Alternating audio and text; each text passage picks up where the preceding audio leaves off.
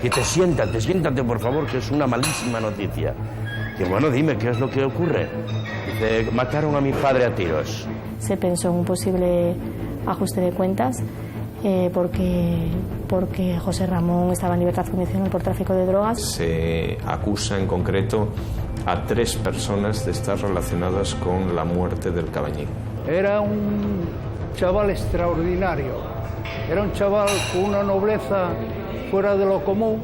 Hizo muy buenos combates, hizo unos combates con Molleda, que era campeón de España, entonces con el boxeo había otro nivel, hizo unos combates buenísimos, tanto en Madrid como aquí en Asturias. El 10 de septiembre de 2000, el guarda de una cantera de Andallón, Las Regueras, encuentra un coche sospechoso. A unos metros del vehículo está el cadáver del exboxeador José Ramón Álvarez Cabañín.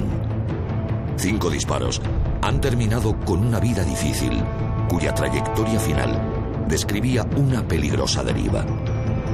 Cabañín había tentado a la suerte demasiadas veces. Había confiado en las personas equivocadas. 3 por la espalda, 3 y 2 por el pecho. Los del pecho se supone que serían, después de abatirlo por la espalda, caería y lo terminaron de rematar todavía. 5 disparos de un 38. Lo que sí se demostró es que no le fueron a meter miedo, que lo fueron a matar, vamos, decididamente, porque un 38 especial, yo ando un poco con el tiro olímpico y conozco un poco esa materia, y un 38 especial, 5 disparos, vamos, no lo aguanta ni un caballo, ¿no? La prensa enseguida habla de un ajuste de cuentas, con el tráfico de droga como trasfondo. Se escribe un capítulo más de la denominada leyenda negra del boxeo. Nosotros estábamos en el periódico y nos llegó, bueno, por una confidencia de una fuente, que había aparecido un cadáver en la cantera. Entonces nos acercamos un fotógrafo y yo, ya cuando llegamos ya se habían llevado el cuerpo de allí. El hombre que empuñó aquel 38 especial sigue en libertad. La Guardia Civil de Oviedo se enfrenta a una de las investigaciones más complejas que haya llevado a cabo. 2 de los disparos de esos 5 habían sido realizados a una distancia inferior a 50 centímetros y uno de ellos, según señalaba el informe del forense, a quemarropa. Lo que el forense no había podido determinar era cuál era la cronología de los disparos. Daba la impresión de que si el primero de ellos era el por la espalda, pues el Cabañín hubiese intentado escapar de la situación. Lo cierto es que no había ningún ánimo, digamos, ninguna conducta defensiva por parte del Cabañín, lo que da lugar a pensar que el Cabañín hubiese quedado en el lugar con una persona a la que tuviese una cierta confianza.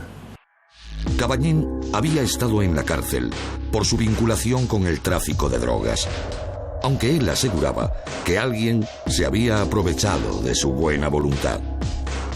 En septiembre de 2000 se encontraba en libertad condicional. Lo cierto es que sus viajes a Madrid para recoger paquetes eran frecuentes. El exboxeador se movía en círculos peligrosos. La noche del 8 de septiembre de 2000, Cabañín queda con alguien en una cantera del municipio de Las Regueras. Un sitio lo suficientemente apartado y oscuro para hacer negocios inconfesables. La persona o personas con quien debe reunirse son de su confianza. Nada le hace pensar que algo puede salir mal. Él ha hecho su parte. Solo espera que sus interlocutores cumplan con la suya.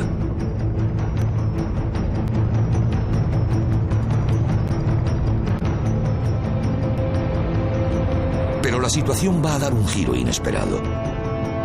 Una pistola del calibre 38 especial está a punto de terminar, a los 49 años, con la vida de José Ramón Álvarez Cabañín.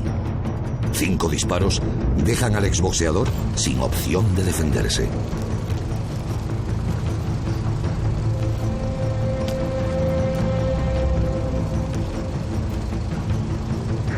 La noche es testigo mudo de un crimen de cine negro, de un frío ajuste de cuentas en el que todo ha sido calculado al milímetro.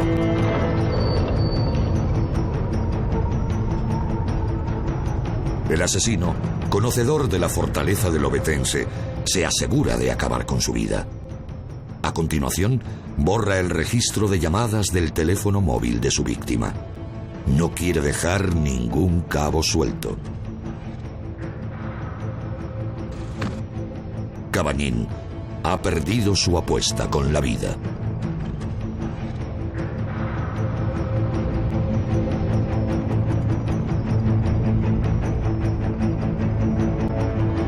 Todo el mundo sabe que la vida de Cabañín, tras dejar el boxeo, no fue modélica.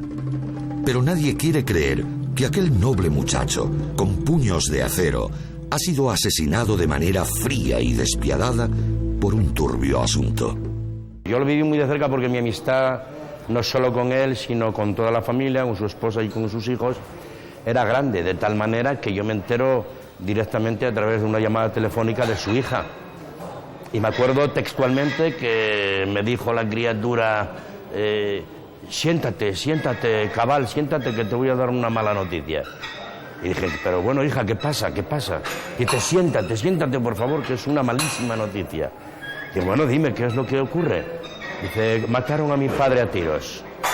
Naturalmente yo me quedé frío. Entonces, a continuación, ya me desplacé hacia su casa, no había nadie, y subí directamente al tanatorio. Era un hombre que yo las veces que lo vi, y eso siempre un hombre como otro cualquiera, una persona normal y corriente, como un deportista.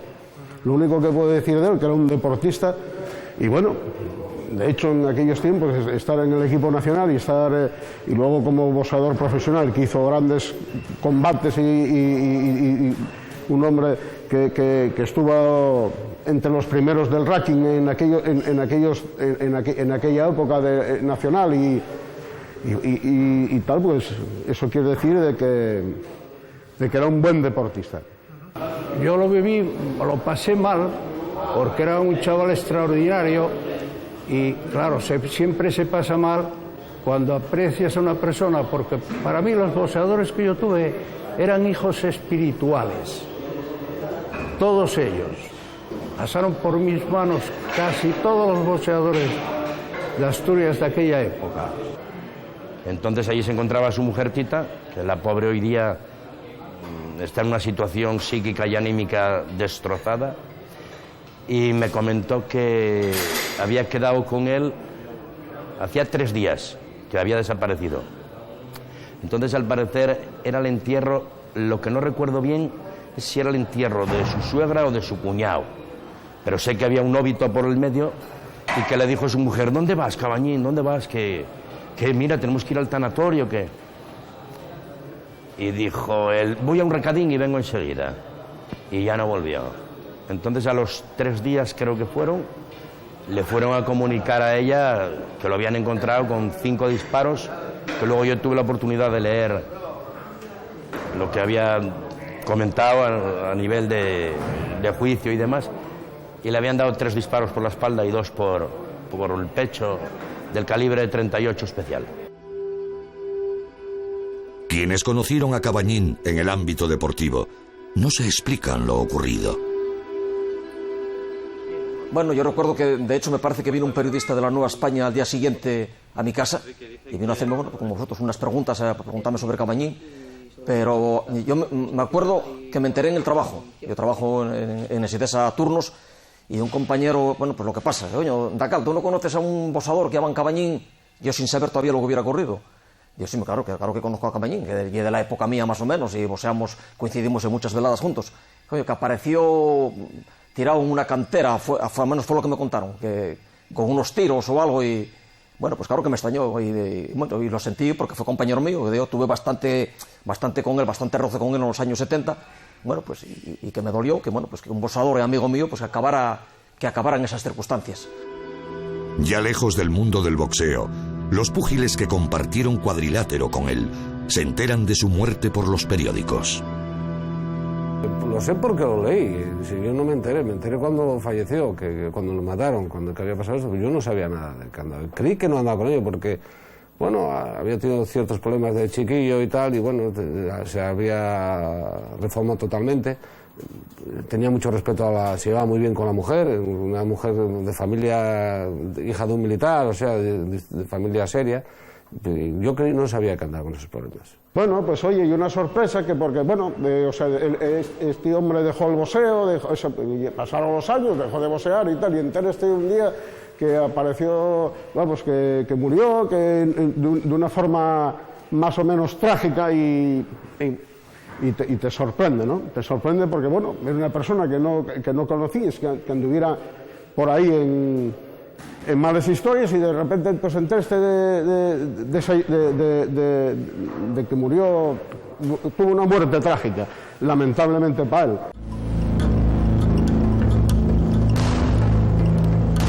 El contexto en el que se produce la muerte de Cabañín lleva a los investigadores a pensar que se trata de un asunto relacionado con las drogas.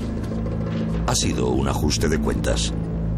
Desde el primer momento se pensó en un posible ajuste de cuentas porque José Ramón estaba en libertad condicional por tráfico de drogas y 3 días antes parece ser que había hecho un viaje a Villalba, en Madrid, para adquirir una partida de cocaína de 10 kilos de cocaína por 53 millones de pesetas.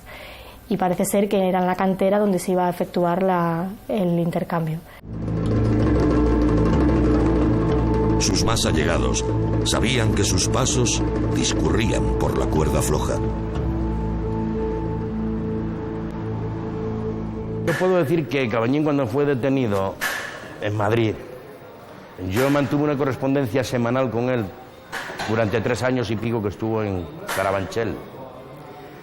Muy poca gente mantenía correspondencia porque no sé por qué a la gente se le olvida pronto. Yo, sin embargo, mantuve una correspondencia hasta que vino al centro penitenciario de aquí de Villabona. Ahí estuvo 1 año también. Luego ya salió en libertad el hombre, pero yo mantuve esa correspondencia con él. Él, según adujo, que al parecer un amigo le dijo que le llevara, que no tenía coche, que iba a llevarle un paquete, que si no le importaba, que no, hombre, porque él enseguida estaba para todos. Era un hombre que era muy servicial. Y al parecer cuando llegó allí fueron a meterle un paquete en el maletero del coche. Salieron al parecer 3 o 4 que resultaron ser policías con ametralladoras, pistolas, la del demonio. Y aquel paquete eran 10 kilos de esas cosas que yo no... cocas o... en fin, droga, vaya.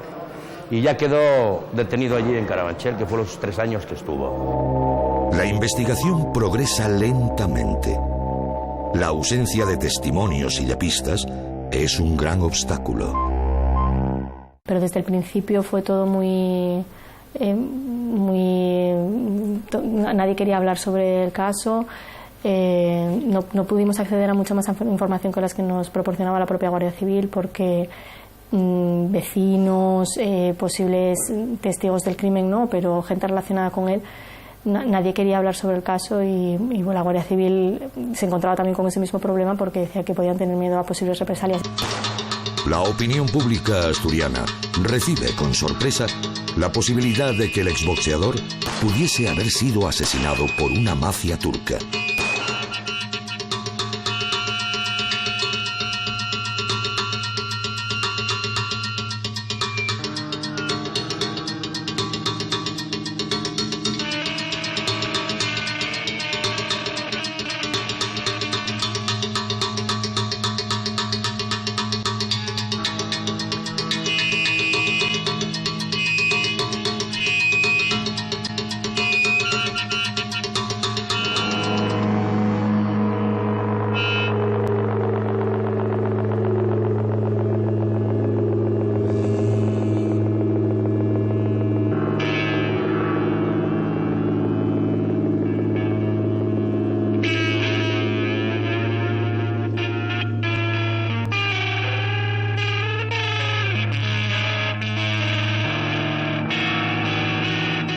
Eso fue en la propia Guardia Civil que casi desde el primer momento informó, relacionándolo con el ajuste de cuentas, porque parece ser que Cabañín había actuado en alguna ocasión como mula de mafias turcas relacionadas con el tráfico de drogas. Pero eso no fue a más. Las 3 personas que se detuvieron eran 3 presuntos traficantes de Oviedo y no fue más allá lo de la mafia turca. Sí que se habló y después salió de la propia Guardia Civil, pero eso no fue a más. Tras varias semanas de pesquisas, la Guardia Civil de Oviedo detiene a 3 personas. Aproximadamente algo menos de un mes, aproximadamente unos 25-26 días, hasta que se empiezan a practicar las detenciones y se realiza ya una acusación en forma por parte de la Guardia Civil, donde se acusa en concreto a 3 personas de estar relacionadas con la muerte del Cabañín. 2 de ellas se realizan incriminaciones cruzadas y en el caso de mi defendido se limita simplemente a decir que él no acusa absolutamente a nadie y no sabe absolutamente nada del asunto. Se trata de Bernardino Fernández Fernández, Emilio Yaca Martínez y José Manuel Granda Encinas. La gravedad de los hechos, hablo con el cliente allí en las dependencias de la Guardia Civil. El cliente me dice que está totalmente sorprendido, que no tiene absolutamente nada que ver en los hechos que se le imputan, y recuerdo que el cliente me dice que ante la petición que pida toda clase de pruebas y que acepte toda clase de pruebas de descargo, tales como pruebas periciales, pruebas de ADN, etcétera, etcétera, porque él no tiene absolutamente nada que esconder en ese asunto. Según la defensa de los detenidos, la Guardia Civil no cuenta con demasiados argumentos cuando practica los interrogatorios. Realmente, dentro de los elementos que se traslucían del interrogatorio al que fue sometido tanto judicial como el Ministerio Fiscal, es que tampoco se determinaba ninguna clase de indicio que pudiera resultar incriminatorio para mi cliente. A lo más que se llegaba era a una serie de preguntas sobre el conocimiento de terceras personas que estaban detenidas también por esta causa. Los otros 2 detenidos, Bernardino Fernández Fernández y José Manuel Granda Encinas, acusan a Emilio Yaca Martínez. Aseguran que él fue el autor material de la muerte de Cabañín.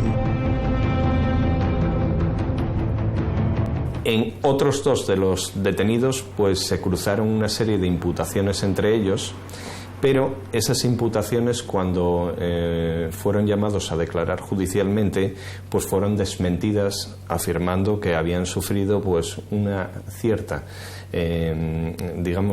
presión judicial, donde se les había insinuado que cada uno de ellos imputaba al contrario y que ellos alegaron que se habían visto presionados para, negar la acusación que otra persona les pudiera hacer. Los análisis de ADN que se hacen tras la recogida de muestras en la escena del crimen no aportan luz a la investigación. Quiero destacar el hecho de que una vez que mi cliente ingresa en prisión, pues el asunto se encuentra en una situación de secreto de sumario, lógicamente para facilitar la investigación, y una de las pruebas que se realizaron inmediatamente fue una serie de pruebas de ADN, a las cuales, por supuesto, nosotros no pusimos ninguna clase de inconveniente, por lo que luego supimos posteriormente para comparar con una serie de efectos o de elementos que aparecieron en el lugar del crimen, tales como colillas, etcétera, etcétera. Bueno, la práctica de esa prueba fue la que determinó la excarcelación de mi defendido, de que le fuera concedido la libertad provisional como consecuencia de que no existía ninguna clase de coincidencia de su ADN con los ADN hallados en el lugar del crimen. Quien asesinó a Cabañín supo limpiar la escena del crimen para borrar su rastro.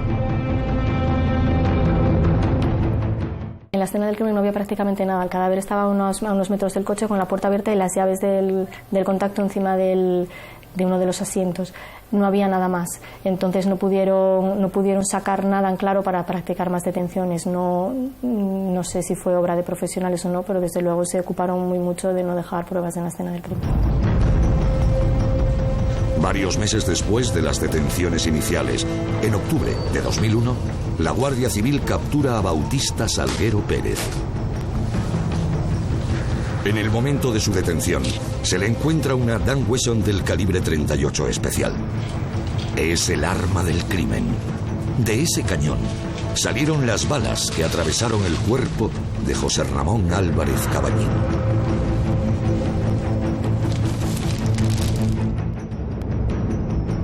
El 10 de septiembre de 2000, la sociedad asturiana se despierta con la noticia de la muerte de un hombre a tiros en una cantera de Las Regueras.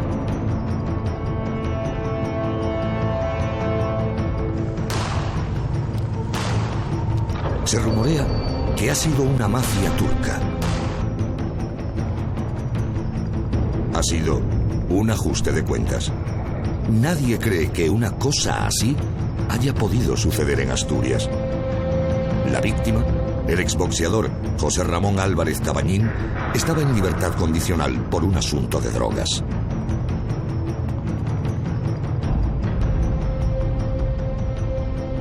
La policía sabe que debe buscar a un profesional cuya mano adiestrada ha apretado el gatillo de una Dan Wesson del calibre 38 especial. Un asesino que anda suelto y al que hay que dar caza antes de que vuelva a actuar. La Policía Judicial de la Guardia Civil no encuentra evidencias que relacionen a Salguero con el asesinato. Tras el crimen, el revólver se había perdido en el mercado negro.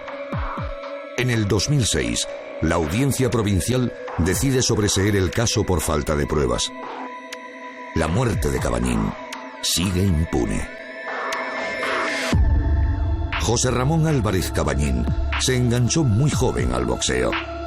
El deporte le ayudó a sortear algunos obstáculos que le había puesto la vida.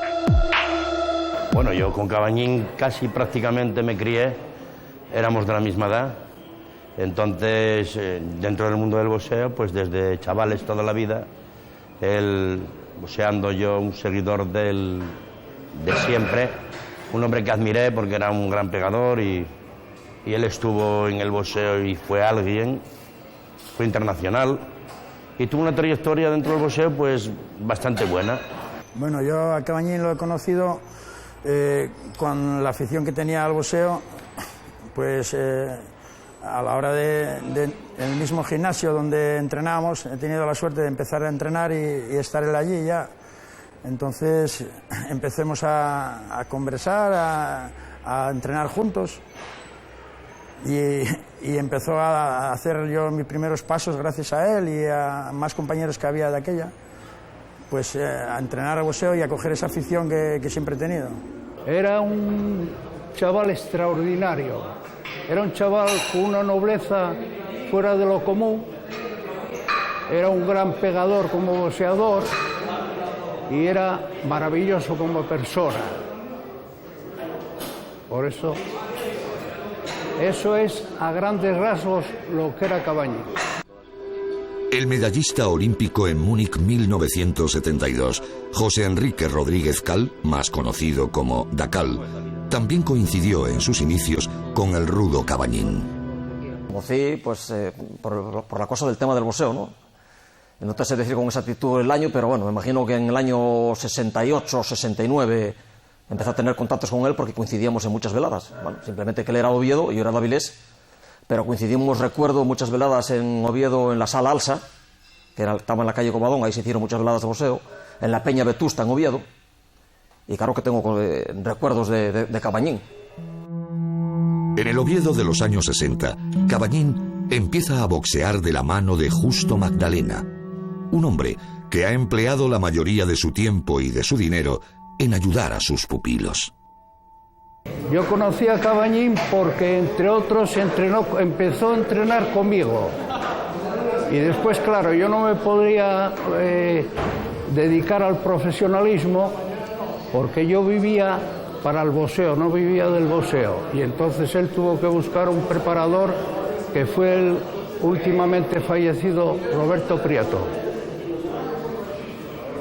Claro, estuvo entrenando conmigo, empezó conmigo y terminó de profesional con Roberto Prieto.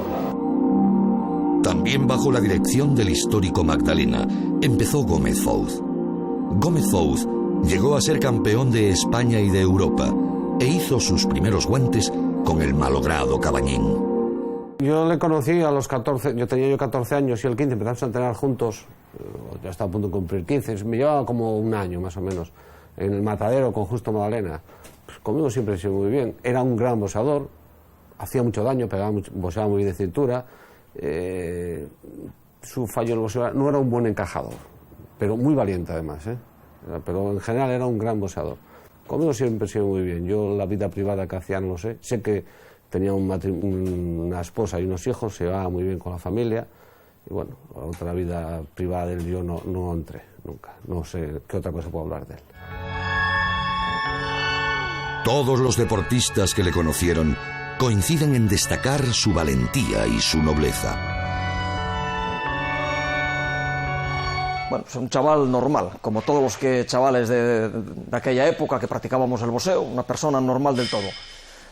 Como boxeador no era un hombre técnico, pero sí recuerdo de ver combates de él en la Peña Vetusta en Oviedo. Era un hombre muy fuerte y muy agresivo. Era un hombre, como digo yo, como decimos en el mundo del boxeo, le gustaba fajarse. Era un hombre que le gustaba fajarse, pero bueno, porque no era técnico, ¿no? Pero sí recuerdo eso, que era un hombre que le gustaba fajarse, era un hombre fuerte dentro del boxeo. Bueno, yo de Cabañín lo conocí como boxeador, primero como boxeador amateur, que sé que estuvo en el equipo nacional de aquellos tiempos, que había una gran afición al boxeo en toda España, y en Asturias tuvimos grandes campeones, uno de ellos Cabañín, que fue un gran boxeador, un hombre fuerte, noble. Hizo muy buenos combates, hizo unos combates con Mollera, que era campeón de España, entonces con el boxeo había otro nivel, hizo unos combates buenísimos, tanto en Madrid como aquí en Asturias. Peleó también con Sánchez, que fue campeón de Europa, hizo nulo con él, antes era campeón de Europa Sánchez, y luego otra serie de victorias, un italiano en Barcelona, un día que peleó, un buen boxeador, también le ganó por puntos, era en general un buen boxeador.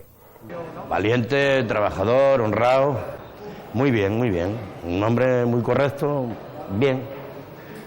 Quizá luego tuvo la mala fortuna de encontrarse con alguna mala compañía y bueno, eso incidió en el resto de su vida, de tal manera que trajo nefastas consecuencias, hasta el punto de que un día, desgraciadamente, nos enteramos que había aparecido acribillado a balazos en un descampado de aquí a las afueras de Oviedo.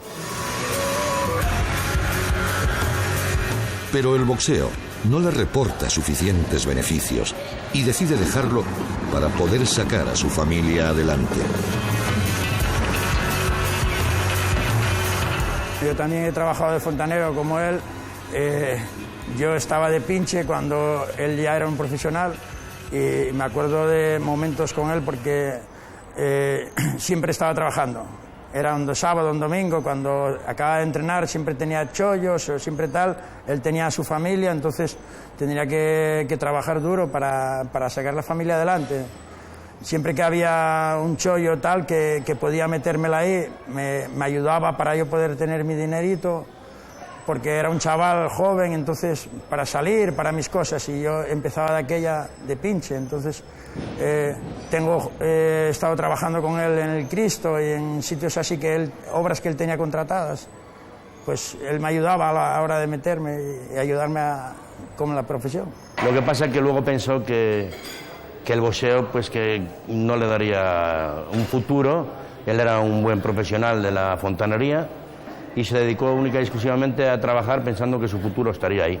Y no fue más en el boxeo por eso, porque ante el temor de que dentro del boxeo no pudiera ser una figura que ganara dinero, pues empezó a trabajar y quedó trabajando. Yo no supe, cuando dejé de tener contacto con él, bueno, pues esto fue aproximadamente en los años, yo calculo que en el año 79 o 80, yo debió de ser que dejó el boxeo y tuve muchos años sin tener contacto de él. Bueno, pues hasta que surgió lo que surgió, Y bueno, pues yo no sé, la verdad, no sé la vida que llevó, porque lo ignoro, pero bueno, sé que murió en circunstancias extrañas y raras, pero que yo ignoro por completo desde en el año aproximadamente, vuelvo a repetir, en el año 80, hasta que ocurrió lo de, el accidente que tuvo. No sé, la verdad, no te puedo decir la vida que llevó, pero me imagino que muy buena no debió de ser, bueno, pues viendo las circunstancias en las que acabó, no debió de ser una vida muy buena. Sí, él dejó el boxeo porque, según tengo entendido, él necesitaba dinero y necesitaba sacar a su familia adelante y quería conseguir que su familia estuviera lo mejor posible. Y para ello necesitaba trabajar y trabajar duro. Como en la profesión de fontanero, pues no tienes ni horario, ni tienes días para descansar y tal. Él buscaba siempre el trabajo y sacar adelante a su familia.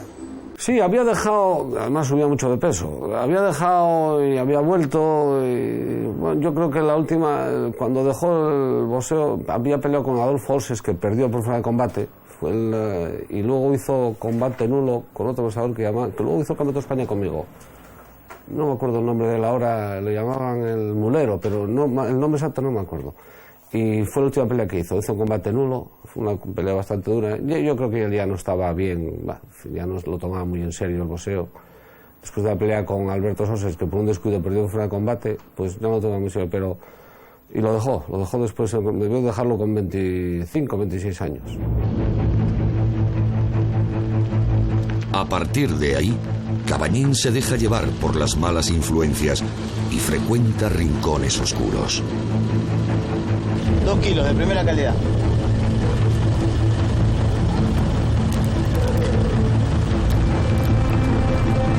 Esta es la parte del grano.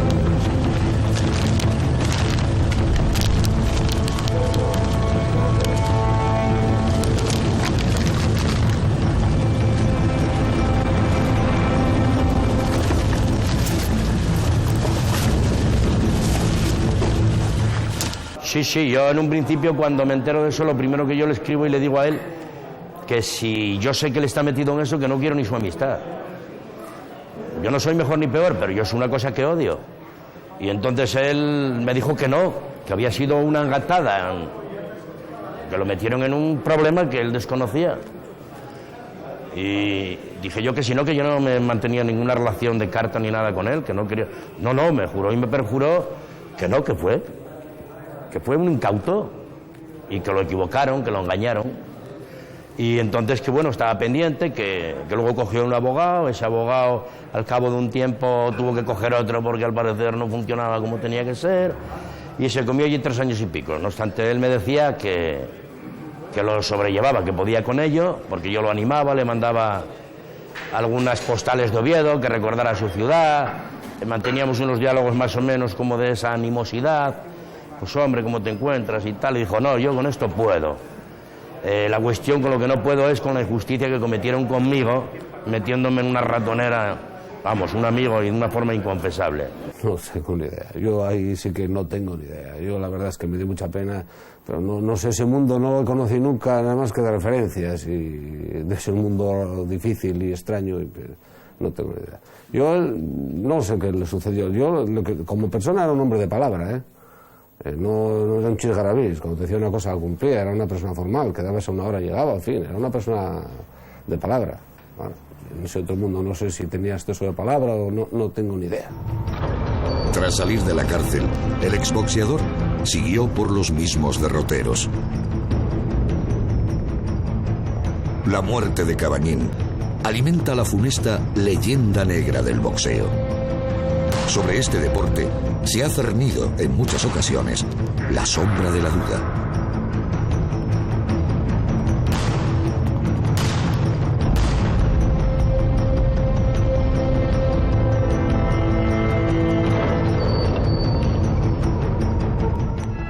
El cine y la vida desordenada de algunos boxeadores han situado a la disciplina de las 16 cuerdas en una incómoda posición social. Probablemente, pero vamos a... que no todo el mundo que se mete... Bueno, en este momento estamos hablando de un boxeador, claro, y no solamente sería él, probablemente habría alguno más, que los hubo, probablemente.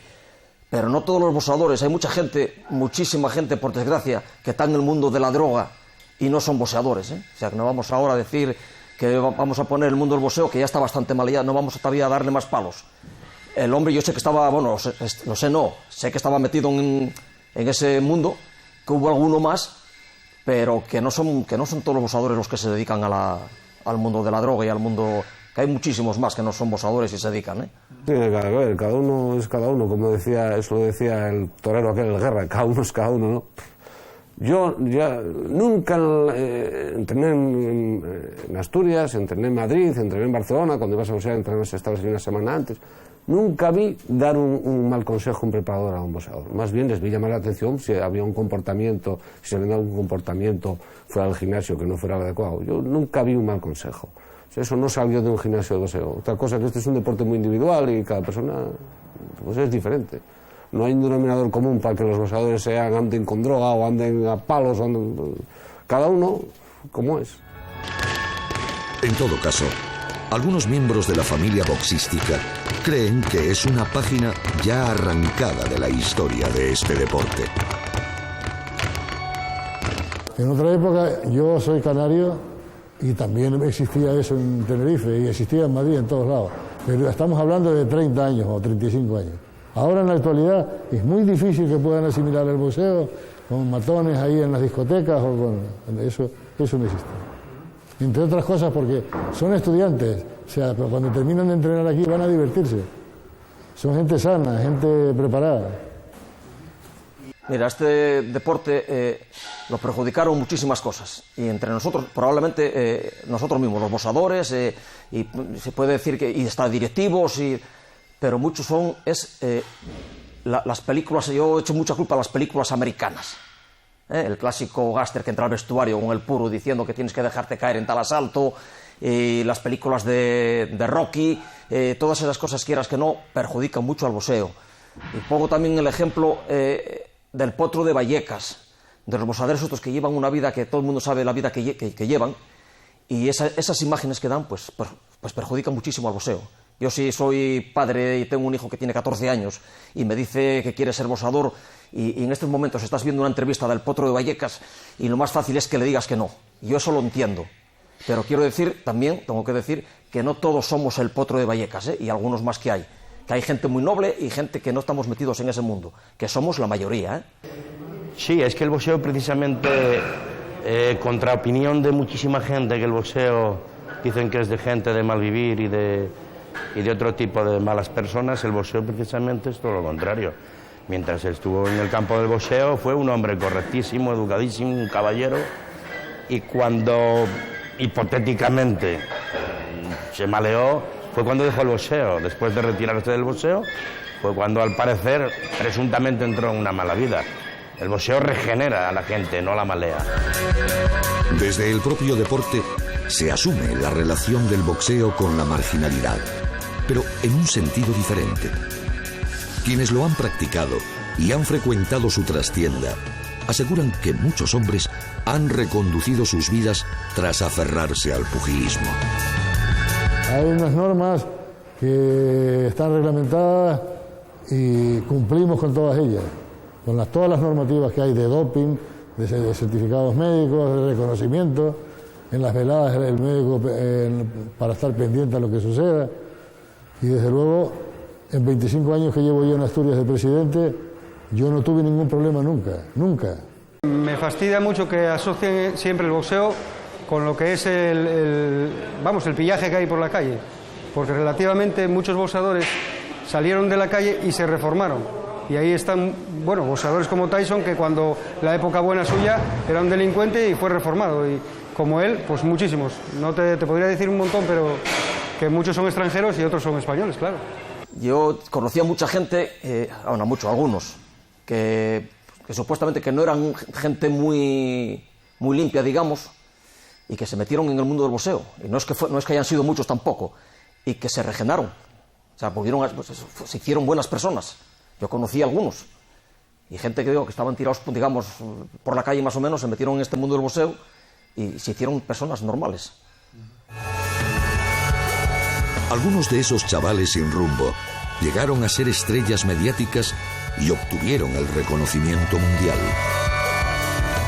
El boxeo regenera. Yo puedo hablar de muchos boxeadores que llegaron a ser grandísimos campeones del mundo que salieron de la cárcel. El mismo Tyson, el recientemente Tyson Kusamato, que era un preparador, un italoamericano, lo sacó de la cárcel y lo hizo el más joven campeón del mundo de la historia del boxeo profesional en el campo de los pesos pesados.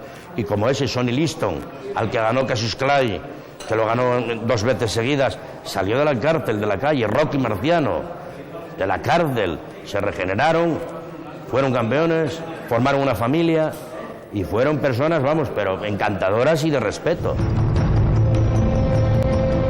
José Ramón Álvarez Caballín era un púgil rocoso y valiente. Un día decide dejar el boxeo para labrarse un futuro como fontanero.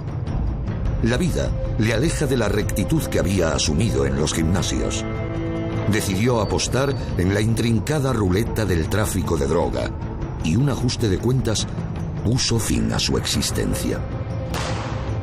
Fue en una cantera, un paraje frío y desolador en el que Caballín pasó sus espeluznantes últimos minutos. A este boxeador la vida le dio muchos golpes, pero más dura fue la caída.